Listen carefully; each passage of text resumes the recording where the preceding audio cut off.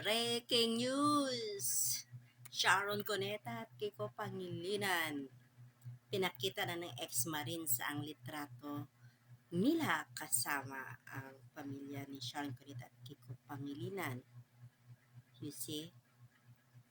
Kakalabas lang nung isang araw nga ang mga Marines ay nag-conference. Yan.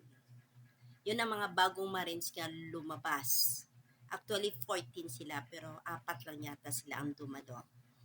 So, abangan pa natin yung ibang lalabas.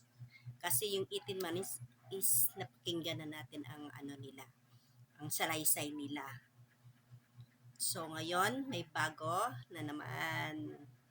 Kasali si Sharon Cuneta, you see. Hoy, grabe ka! Na yung ginagalang natin, pinapanood natin sa mga palabas niya. Ngayon, wala pala. Dali din pala sa pera.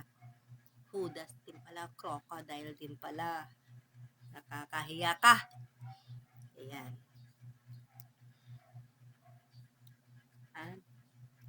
Yung litrato nga pinakita ng ex-marine, wala na silang lusot doon. One of the evidence yun. At saka, ang alam ko may mga video pang ilalabas ang mga ex-marine. So, hihintayin natin yon. Marami pa tayong dapat hintayin sa pangyayari ngayon sa bansa natin. Kaya, abangan natin yon. Balikan natin si Kiko at Sharon.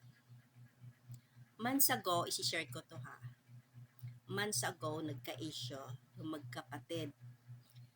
Kasi ito si Sharon at Kiko, may anak silang pinaaral sa ibang bansa. College. Amerika yata. Correct me if I'm wrong. Sa USA yata nag-aaral. And then, itong estudyanteng to, astang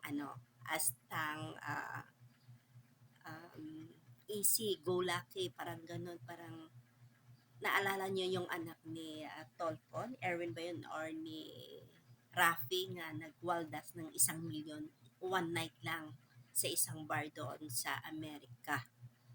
O one night lang yon.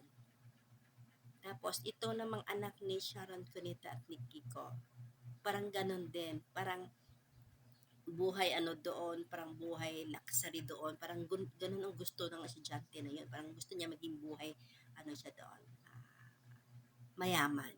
Oo, mayaman.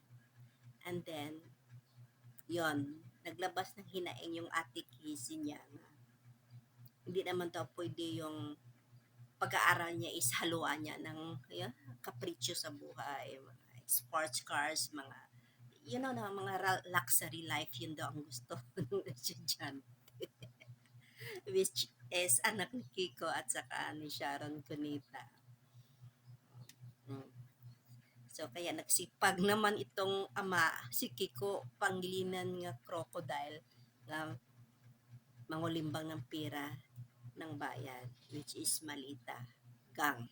Kaya kasali talaga siya doon sa Malita Gang. At saka ito, approve naman sa asawa niya si Sharon Cuneta. Cuneta na yan siya ngayon. Nakakaya. Ayan, sinira niya yung dangal niya dahil sa pera. Kaya abangan pa natin sa susunod yung mga pasabog ng mga ex-marine kasi marami pang pasabog ang mga ex-marine. So, nga pala, kunting lambing, like and subscribe. New channel po. Bye. Laban Filipino citizen.